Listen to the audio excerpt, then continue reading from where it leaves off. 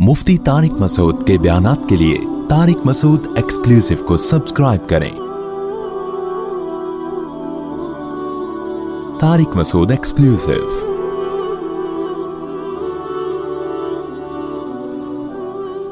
अल्लाह मियाँ ने सूद को हराम कर दिया, पब्लिक से नहीं पूछा, जो उस वक्त बड़े बड़े सूदखोर से उनसे नहीं पूछा, हालांकि उनके मफाद पे ज़द पड़ रही थी। वज़रू मा बक़िया मिनर रिबा, जितना सूद अब बाकी है छोड़ दो उसको। जो सूद लिया करते थे उनको हुक्म दिया जो बाकी है छोड़ दो, बस अब तक जो होना था हो गया, आइंदा लेने की इजाज़त नहीं, अपना असल रकम ले लो, इससे ज़्यादा नहीं। उनके मफाद पे ज़द पड़ी ना, फॉलो किया, भाई खुदा का हुक्म है, कानून बन गया।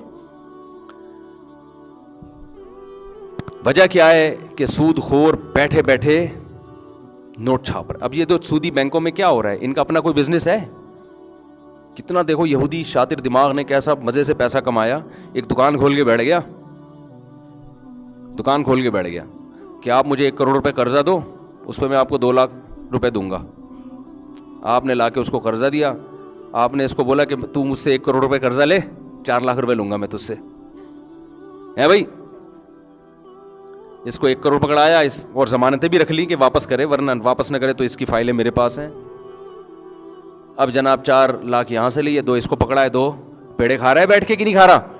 और यही काम जब 20 लोगों ने इसको 1-1 करोड़ रुपए कर्जा दिया तो बगैर किसी मेहनत के, बाप दादा की विरासत के, एकदम इसका ग्राफ कहाँ जाना शुरू हुआ, ओ आसमान की बुलंदियों पे। और ये जो 1 करोड़ रुपए मैंने बैंक को दिए थे कि बैंक ने कहा तुझे 2 लाख दूंगा, मैं बड़ा खुश हो रहा हूं कि फ्री फोकट में बगैर किसी रिस्क के 1 करोड़ पे मुझे 2 लाख रुपए मिल रहा है।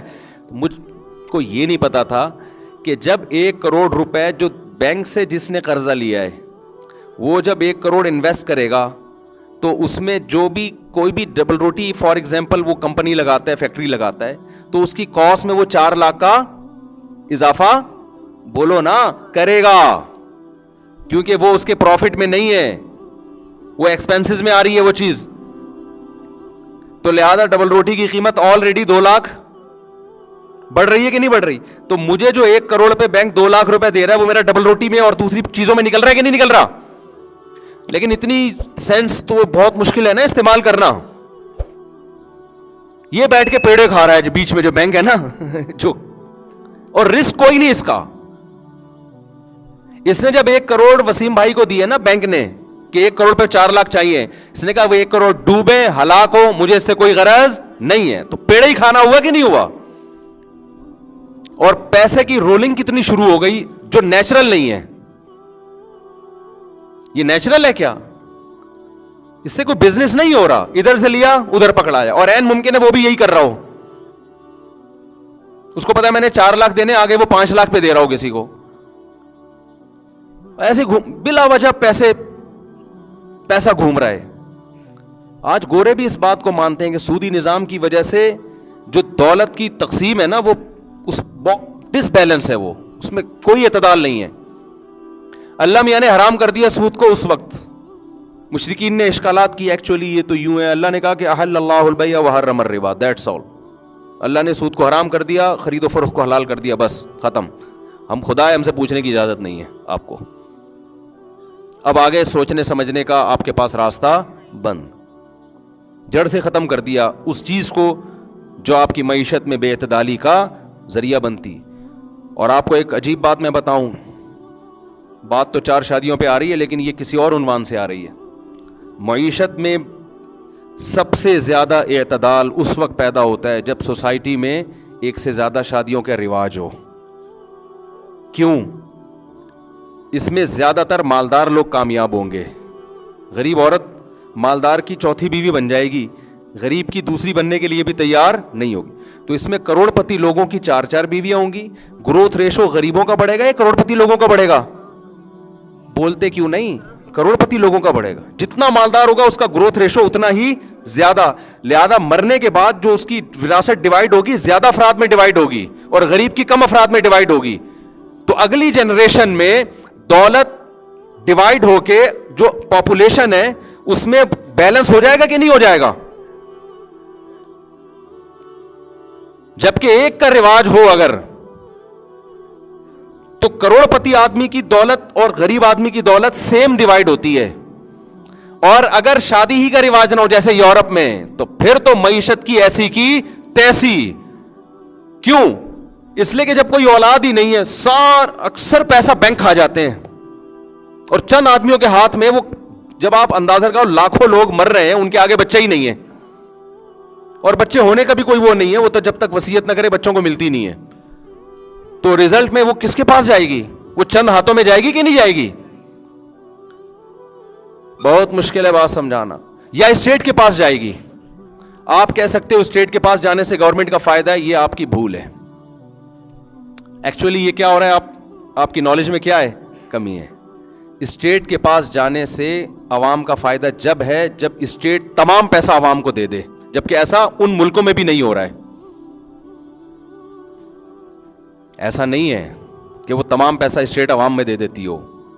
یورپ کے بعض کنٹریز ایسے ہیں, اتنی دولت تیل اور گیس کے ذخائر, وہ ساری دولت وہ ریزرو میں ہے ان کے, وہ عوام پہ خرچ نہیں ہو رہی, اور عوام کو پہ خرچ کرنے کے لیے بھی بہت کچھ ہے, اور اس کے باوجود آدھی تنخواہیں وہ ٹیکس میں لے رہے ہیں عوام سے.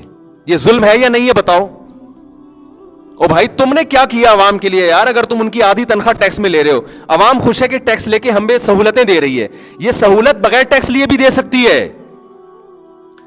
نہیں یار سمجھ میں تو رہنا, تو جیسے چل رہے نا وہی ٹھیک ہے. وہ چمونی آپا اور وہ کیا نام ہے, وہ عمران خان اور نواز شریف, اور وہی ٹھیک ہے. تم ہم سب کے لیے وہی ٹاپک اچھے ہیں میرا خیال ہے. دیکھو کافر کا نا اوپر سے چہرہ بہت اچھا نظر آتا ہے, جب گہرائی میں گھسو گے نا تو پتہ چلے گا ان تلوں میں تیل نہیں ہے. آپ مجھے بتاؤ, 4 آدمی ہیں, یہ 4 بیٹھے ہوئے ہیں, یہ میرے پاس آئے, مفتی صاحب ہم آپ کو اپنا وزیر اعظم مان لیتے ہیں. ایک چھوٹی سی ریاست ہے, ایک کمرہ ہے, وہ ایک سلطنت خلافت عثمانیہ کہہ لو, کہنے پر گورنمنٹ کی طرف سے کوئی پابندی نہیں ہے. آپ ہمارے وزیر اعظم ہیں. اب آپ کیا کریں, آپ ہماری کیئر کریں, ہمیں کما کے دیں, ہمیں یہ کریں, ہمیں وہ کریں, ہماری سیکیورٹی. میں نے کہا ٹھیک ہے, اپنی آدھی تنخواہیں مجھے دے دیا کرو. یہ 1 لاکھ کما رہا ہے, اس سے 50,000 لے لیے, یہ بھی 1 لاکھ, اور پھر میں نے ایک گارڈ رکھ لیا ان کے لیے. میں نے کہا پھوڑا پھنسی نکلے تو میں علاج کروں گا آپ کا, ڈاکٹر کر دے گا علاج. تو یہ کہیں یہ تو ہم خود بھی کر سکتے تھے, آپ نے کیا کیا؟ میں کہوں میں نے آپ سب میں مینجمنٹ کا بہترین انتظام کیا. وہ کہیں اس انتظام کا بہت بہت شکریہ, اس کے لیے آدھی تنخواہ دینے کی ضرورت بولو نہیں ہے, اس کے لیے اتنے تکلف کی بالکل بھی ضرورت نہیں ہے. ہم تو آئے تھے کہ آپ کے ذرا تعلقات ہیں, چندہ وندہ لیں گے ہمیں, اگر کسی کو کوئی ٹینشن ہو گئی تو پھر آپ کوئی بیمار ہو گیا تو اس کا علاج کریں گے, یا آپ کے اپنے وسائل ہیں, یا ہمیں کوئی گائیڈ کریں گے کہ جی ادھر ذخائر دریافت ہوئے ہیں تو ادھر چلو کھدائی کرتے ہیں اور ترقی ہوگی. تو یہ ہو رہا ہے. آپ اصل میں ہے یہ کہ ان کے پاس وسائل اتنے زیادہ ہیں نا کہ جو پیٹ بھرے ہوئے ہیں وہ ہمیں نظر آ رہا ہے. ہم یہ نہیں دیکھ رہے کہ یہ اس سے 20 گنا زیادہ دے سکتے ہیں اپنی عوام کو. تبھی اسلام میں مالی جرمانے کی اجازت نہیں ہے اصولی طور پر, بعض کنڈیشن میں, لیکن اسلام تمام فقہا کا اتفاق ہے کہ گورنمنٹ ٹیکس نہیں لے سکتی عوام سے, الا یہ کہ شدید مجبوری ہو. سمجھ میں آ رہی ہے بات کہ نہیں آ رہی؟ جیسے ایک شخص کے لیے دوسرے شخص کا پیسہ حرام ہے, تمام فقہا کا اجماع ہے کہ حکومت کے لیے بھی عوام سے پیسہ لینا حرام, کیونکہ حکومت عوام کے پیسے کی محافظ ہے, لے نہیں سکتی ان سے, لے گی شدید مجبوری میں. شدید مجبوری کیا ہے؟ اجتماعی نوعیت کا کوئی ایسا کام پڑ گیا جس کی سب کو ضرورت ہے اور لوگ اس میں دینے کے لیے تیار نہیں ہے, پھر جبرن لے گی. اس کی مثال ایسے ہے جیسے گلی میں گارڈ رکھنا ہے, موبائل اسنیچنگ ہو رہی ہے, ہماری گلی میں بھی ہو رہی ہے, سب گلیوں میں ہو رہی ہے. اب کیا ہے کہ گارڈ رکھنا ایک ذمہ داری ہے یا نہیں ہے؟ سمجھیں بات کو بھائی, ایک ذمہ داری ہے یا نہیں ہے؟ اب کیا ہے کہ بھائی پر گھر 2,000 روپے گارڈ کا خرچہ آ رہا ہے, اب 4 گھر اڑی کر رہے ہیں ہم نہیں دیں گے. او بھائی فائدہ تو سب اٹھائیں گے نا اس سے, تو آپ کیوں نہیں دو گے؟ فائدہ تو سب نے اٹھانا ہے, تو آپ کیوں نہیں دو گے؟ یہاں جبرن لیا جا سکتا ہے, لیکن اتنا جتنا گارڈ کی تنخواہ میں اور کھانے پینے میں جائے. 1 روپیہ بھی آپ زیادہ نہیں لے سکتے. کیونکہ لا یحل مال امرئ مسلم الا بطیب نفس منہ، حدیث میں آتا ہے کسی کا مال اس کی مکمل رضا کے بغیر کسی کے لیے بھی حلال نہیں ہے، حکومت کے لیے بھی حلال نہیں ہے، کسی کے لیے بھی حلال نہیں ہے.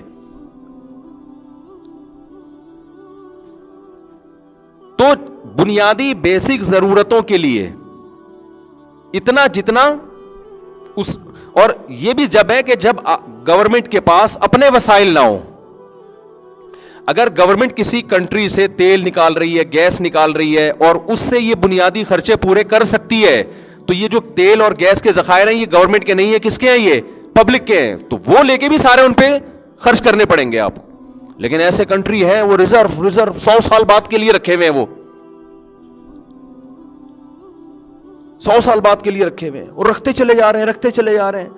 اصل میں ہم چونکہ غریب ہیں نا بہت، تو ہم ان کے دولت کو دیکھ کے سمجھتے ہیں کہ یار یہ بہت اسٹیبل کنٹری ہے. ہم یہ نہیں دیکھتے کہ اگر یہ لوگ اپنی عوام سے ٹیکس نہ لیں تو بھی یہ لگژری لائف اسٹائل یہ لوگ اپنی قوم کو دے سکتے ہیں، لیکن آدھی تنخواہیں کاٹ رہے ہیں. تو ہمارا چور اچکا جو 10 روپے ہم سے چھینے گا، یا ہمارے ہاں کوئی بیٹھا ہو نا، جیسے وہ رسی لگا کے بیٹھے ہوئے ہوتے تھے پرانے زمانے میں، جو وڈیرے ہوتے تھے نا، کہ جو گاڑی گزرے گی غنڈہ ٹیکس، تو وہ غنڈہ ٹیکس لے گا تو وہ تو حرام ہے، لیکن اسی غنڈہ ٹیکس کو آپ نے لیگل کر کے ایکچولی ایک شریف انسان کی علامت ہے، ٹائم پہ ٹیکس ادا کرتا ہے، اور اس کو بڑے بلیک منی اور وائٹ منی کی اصطلاحات دے کے وہی ٹیکس کو آپ نے کیا کر دیا؟ ایک اچھے شہری ہونے کی علامت قرار دے دیا آپ نے. نہیں آ رہی سمجھ میں؟ تو جیسے چل رہے ہو ایسے چلو.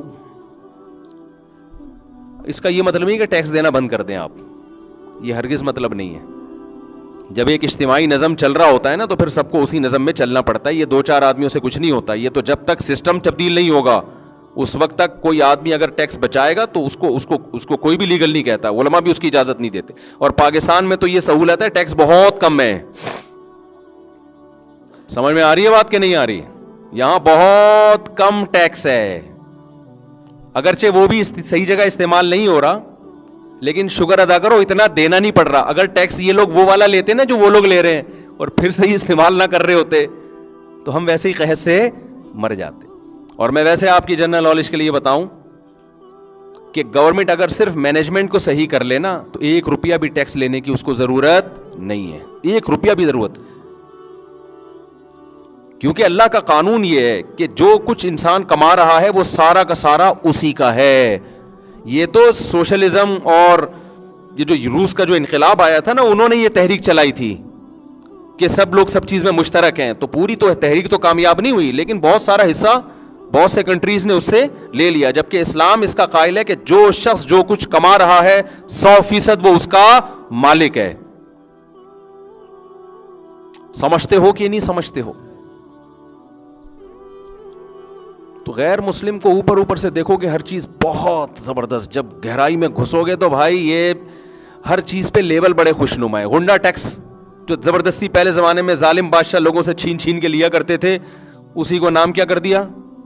ایک لیگل کر دیا اس کو، ایک ڈاکومنٹ ہو. جیسے لیاری میں پہلے ہوتا تھا نا، بعض گلیاں ایسی تھیں آپ گزرو گے تو لٹ پٹ کے ختم. تو پھر وہاں بعض لوگوں نے کہا کہ بھائی بجائے اس کے کہ ہم گن پوائنٹ پہ لوٹیں، خود ہی جا کے ہمیں ہر مہینے اتنا دے دیا کرو. تو لوگوں نے دے دیا، تمیز سے گزرنے لگے. اب انہوں نے کہا ہم تم کو امن دے رہے ہیں نا، ہم تم کو کیا دے رہے ہیں؟ امن دے رہے ہیں.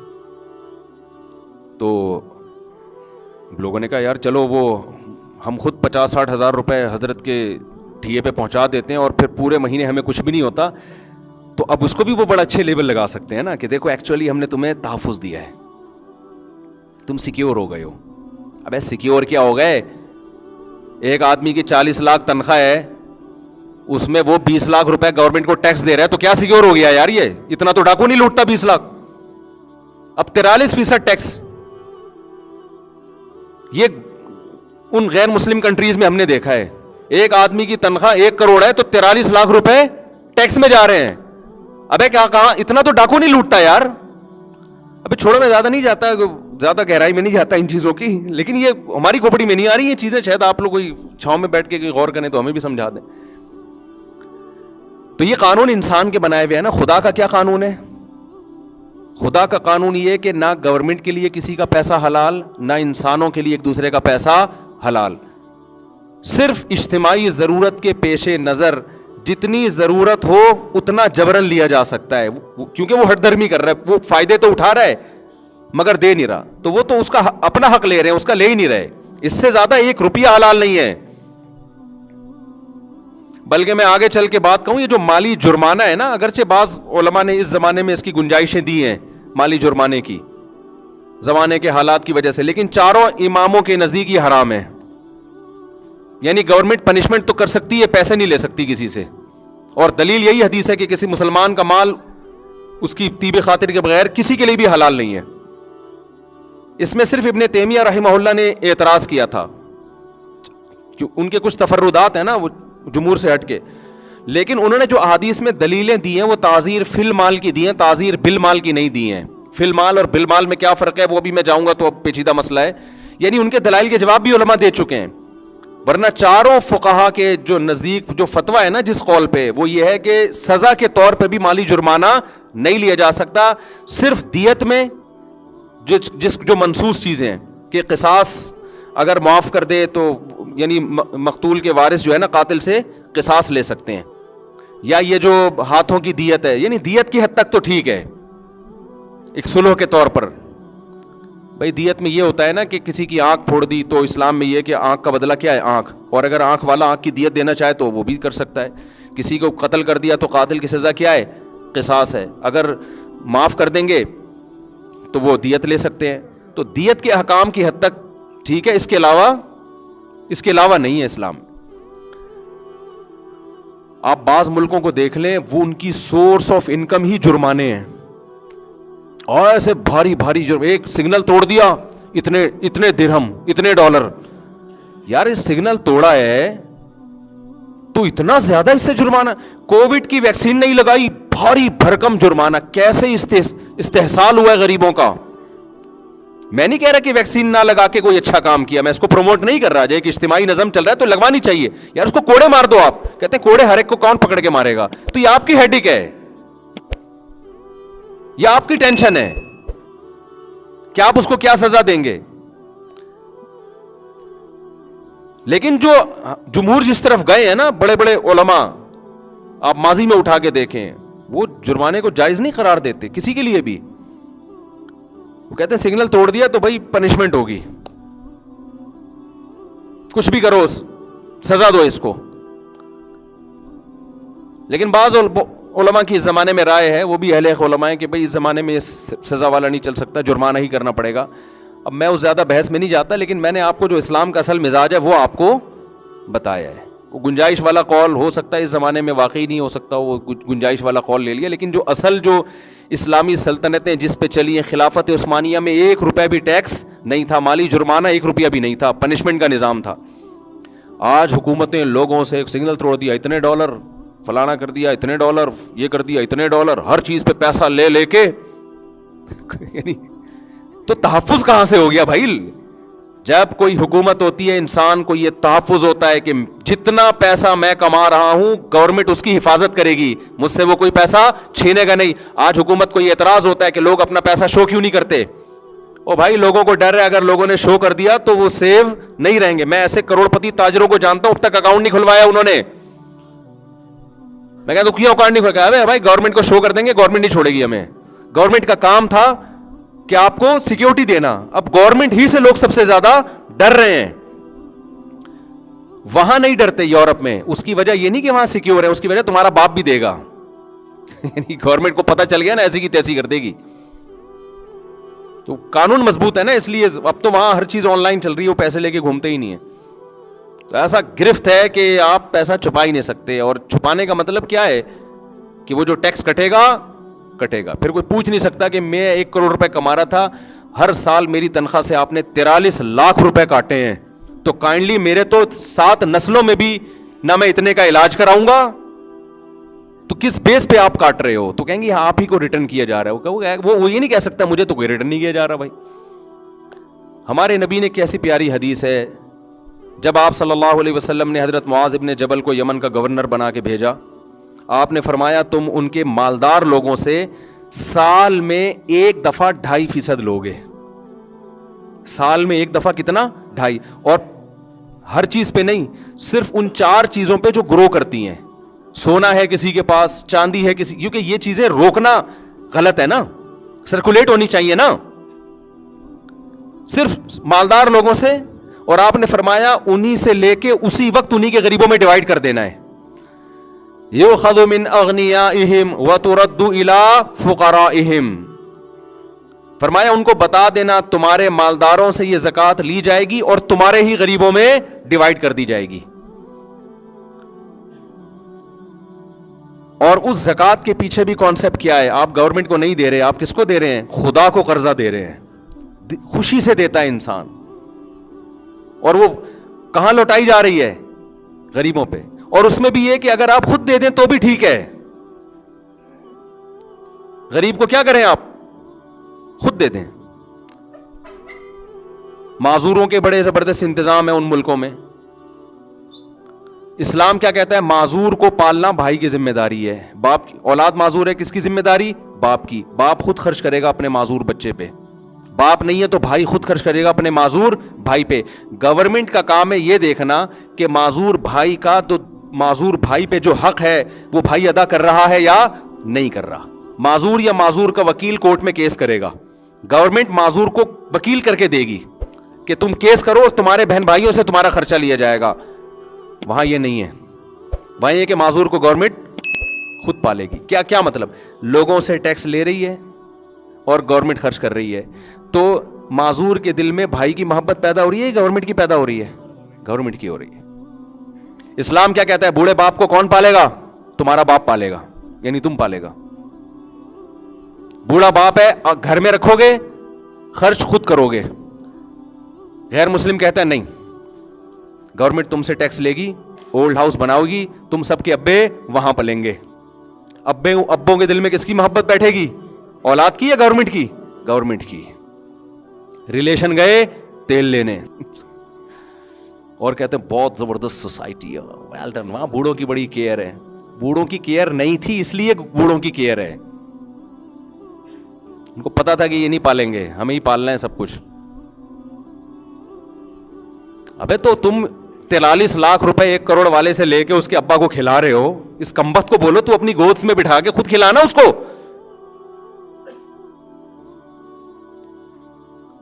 اور وہ شوق سے کھلائے گا, اس کے ابا ہیں. آپ اگر اس کلچر کو پروموٹ کرو, وہ خود کھلائے گا. اگر نہیں کھلا رہا تو ابا کو گورنمنٹ ایسے بوڑھوں کو وکیل دے کہ بھائی دیکھو, سروے کرو, جو ابا گھر میں عزت نہیں مل رہی اور گھر میں ان کے بچے ان کا خیال نہیں کر رہے, وہ کورٹ میں کیس کریں. تو گورنمنٹ ان بچوں کی تنخواہ سے جبرن کٹوتی کر کے ابا کو دے گی, تاکہ ابا کو یہ احساس ہو کہ یہ انہی کے رہے ہیں میرے پاس جن کو میں نے کھلایا ہے. اول تو اس کی نوبت ہی نہیں آتی. انسان کے دل میں اللہ نے ماں باپ کی ایسی عظمت رکھی ہے, وہ زیادہ کھلائے گا.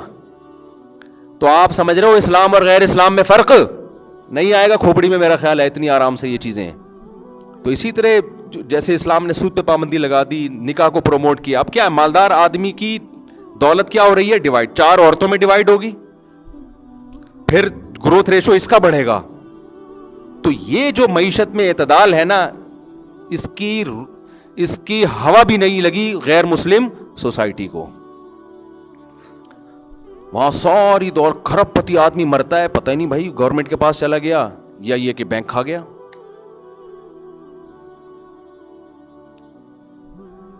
تو میں بات کو جلدی سے ختم کرتا ہوں سمیٹ کے, کہ جب اللہ قانون بناتے ہیں نا میرے بھائی, تو کسی ایک کا فائدہ اس میں نہیں دیکھتے, اجتماعی فائدہ دیکھتے ہیں اور اس کو نافذ کر دیتے ہیں, تمہیں عمل کرنا ہے اس لیے قانون اللہ کے مانا کرو, اس میں تمہارا فائدہ ہے. اللہ کے علاوہ کسی کو فالو کرو گے نا بھائی, چند لوگوں کے مفاد حاصل ہو رہے ہوں گے, لیول بڑے خاندانی لیول تو ایکچولی یہ مولوی پرانے زمانے کے دقیانوسی ہم پہ پرانی باتیں کر رہے ہیں. اسلام پرانا ہے لیکن آیا قیامت تک کے لیے.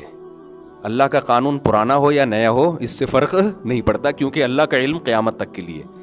تو یا تو اللہ بھی پرانا ہوتا نا اور اس کو جدید حالات کا علم نہ ہوتا, پھر ہم کہتے یار اللہ میاں نے اس زمانے کے لحاظ سے نازل کر دی. اللہ میاں کو آج کا تو پتہ ہی نہیں تھا کہ آج کل گٹکا کتنا ضروری ہے سوسائٹی کے لیے, آج کا ٹینشن ختم کرنے کے لیے پینا پلانا ضروری ہے. اس زمانے میں وہ ٹینشنیں تھوڑی تھیں.